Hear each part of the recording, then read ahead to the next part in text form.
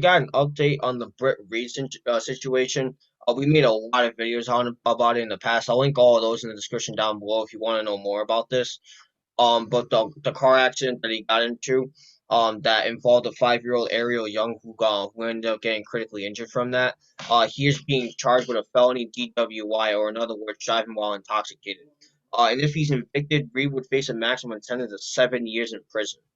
And this was reported by ESPN's news services. So, Mari, I'll let you start off first. What do you think of Britt Reid being charged with a felony driving while intoxicated? It's one thing to be charged, and it's another thing to be convicted. I think he's definitely deserves to be charged. And that's nothing against the guy himself. I mean, obviously, we looked at the incident; and it was very, very unfortunate. And the fact that he didn't even reach out to them is very like disrespectful and disgraceful as well. But yeah, I mean, like if you look at the situation, he definitely deserves to be convicted. You know, and I'm surprised it's only one felony. I mean, you could have went reckless driving. You could have went like involuntary manslaughter. Like, well, no, my bad. He didn't kill the 5-year-old girl, but he's lucky that he didn't. Because if he did, I think that would have been definitely in this these amount of charges. Again, before I even continue, I just want to say I hope that little girl's doing well. I mean, we made a video. She's recovering. So I hope she's making a fast Absolutely. recovery. It's very unfortunate that happened to her, but I'm glad she's okay. Yeah, and I expect this man to go to prison. I expect him to go to prison. Yeah, so do I. There's really nothing you could say about this. Unless they find out like maybe he wasn't drunk or something out of the ordinary occurs. But I do think he will be convicted, and that's what I expect. I expect him to be convicted because there's no reason why this man should be free all because he's an assistant coach. There's no reason for it. And we talked about the Britt Reid situation. Every single time I talk about it, just like the Scott Adams situation, just like the Deshaun Watson situation, and all those other like very bad situations. I don't like talking about them. But in this type of case, Britt Reid, I think needs to get convicted. You know, you did a crime.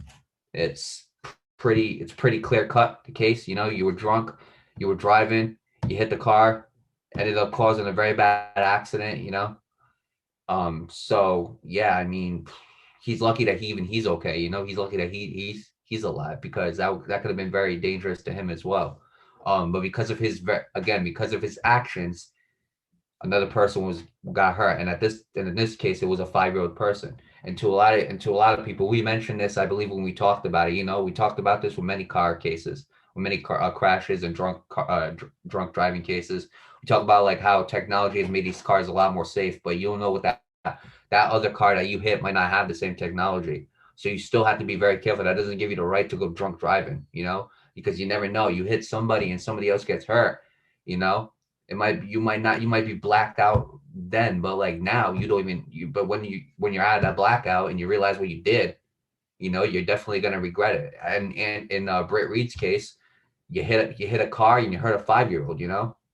And I mean and honestly, like, if that was me, Nate, if that was me, I know they wouldn't want to hear it. Like, they probably wouldn't want to hear from me. But if that was me, I'm at least, since I don't know where they live or I don't have their phone number or nothing like that, I'm at least like, at least let me write a letter, or at least I'll make a public statement. And the first thing I'm saying, I'm not even explaining like what I did. The first thing I'm explaining is I apologize to that.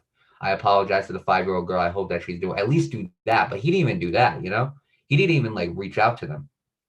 And so, with that being said, Nate, I said all I needed to say. I think he's going to get convicted. If not, then I got a big problem with this with the legal system in this country. I mean, there's obviously been like cases where like I've had big problems with them, but if he don't get convicted of a clear cut case like this, then we got to make a video about it, and then you're gonna start, and then you won't even need to heat up the mic. I'll heat it up for you. It's as simple as that. So with that being said, best of luck to that 5-year-old little girl. I hope that she's doing well. And let this be a reminder. I'll say it one more time because we say it every single time something bad happens. But let this be a reminder to you, okay? Make the right decisions, okay? And please stop driving under the influence, or please drive safe. Period. Right, absolutely. I first of all, like you said, I hope the little girl's doing well. I think the last time we made a video on her was probably about like a month or two ago, something like that. So it's been a while. So hopefully she is pulling through and doing what she's got to do to recover.